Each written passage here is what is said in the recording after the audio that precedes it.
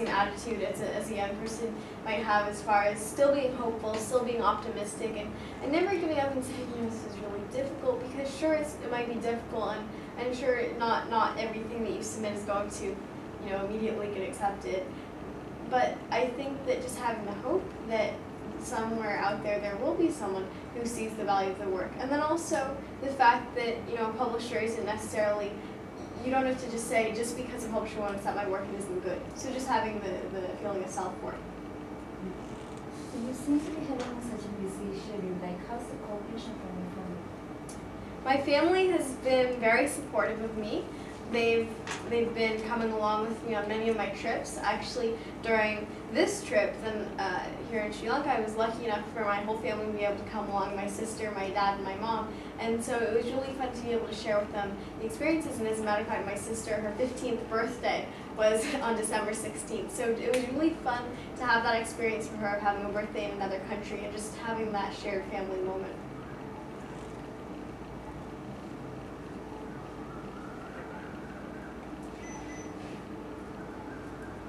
Dora went to see us two programs while we were down in the eastern part of the country. So maybe you could tell us a little bit about your first day, because that was exciting too. Yes, but I would love to. So while I was there, I actually had the chance to see two programs, as Julie mentioned. So the first one that we went to see was a maternity clinic, and it was for pregnant and lactating mothers. So those who are about to have a baby, and also those who had just had new babies. So it was very nice to be able to see all these mothers. They came out especially to see me, and which was a wonderful feeling. They welcomed me. It was very warm. And then just walking in and being able to see what kind of food demonstrations they had. So they were using the CSB, or the fortified blend of corn and soy, and so they were demonstrating how to make these foods. And one of the things that touched me especially was just how much of a shared community these mothers had. They were sharing different foods that they could make, and seeing the little kids running around. So it was very touching to me. And then the fact that it was really very comprehensive, that it was given there. It wasn't just food demonstrations. It also came with lots of health checkups, and so that was the care that I saw there in the maternity clinic. And then on the second day, I got to see some of the school feeding programs that the World Food Program runs. So this was at a school in Batacaloa, and it was all these kids, lined up to receive their meal, and just I think being able to hand it out and talk to the kids, that really helped me understand what it's all about. And for me, I've never been hungry to the point that I've fainted in class or something like that. So hearing these really incredible stories of these kids who, even despite challenges, even despite the things they have to go through, they really want to persevere, they want to do well in school, and the food helps them do that. So just seeing how it's not just about, having the food there, it's also about the nutrition, it's also about concentrating in school, how it ties into so many different things. That was something that I learned.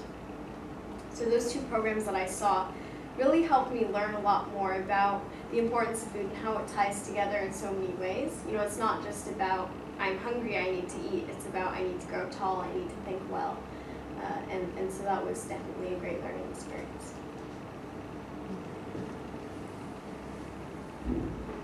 What else do you do in your free time? I mean, besides writing, I presume that you would like to write in your free time, but is there anything you do, like a hobby?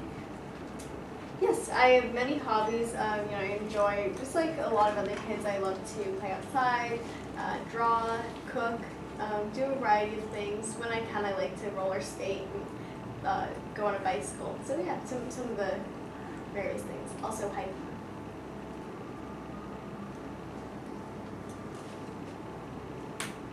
Your biography says the world's youngest teacher. How do you see that? I'm sorry? Your biography says the world's youngest teacher. How do you feel? Oh, yes. Well, how I came about that title, The World's Youngest Teacher, it's a lot because of the fact that I'm able to talk to other kids about reading, about writing, and more recently I've also started talking about leadership. And so a lot of classrooms will request my sessions so I can come and talk to their students, and it's definitely given me the chance to connect with people around the world. It's been a wonderful experience with me. One of the great things about being able to teach other students is that it gives me the chance to connect on another level, not just as a peer, but also as someone who can teach them, and so that's something that I really enjoyed. one of the great things also about that opportunity is that it's given me the chance to not only connect with them, but also to connect kids in the United States and in Europe with kids on the other side of the world. Through the work that I do, raising awareness about the World Food Program, about the Free Rice Program, I've been able to really share with the kids what does being hungry mean here. So I'm looking forward to doing more of that. And I think that really being a teacher, it's not just about standing in front of the classroom. That part is fun, but it's also about making those connections. So it definitely makes me feel very empowered, and I think it's the connections that really matter. Do you think in the future there'll be younger teachers to kind of teach education in classrooms just like yourself?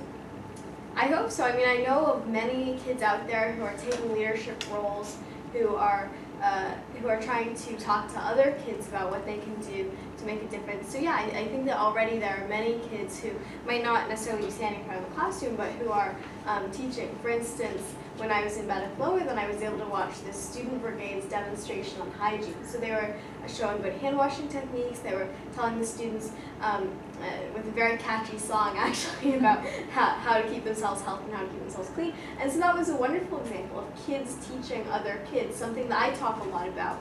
And I go to classrooms all the time and I talk to teachers about, okay, you need to listen to students, you need to get students to teach other students, and here they're doing it already. So it was wonderful to see that as an example of some of the stuff that I talk about.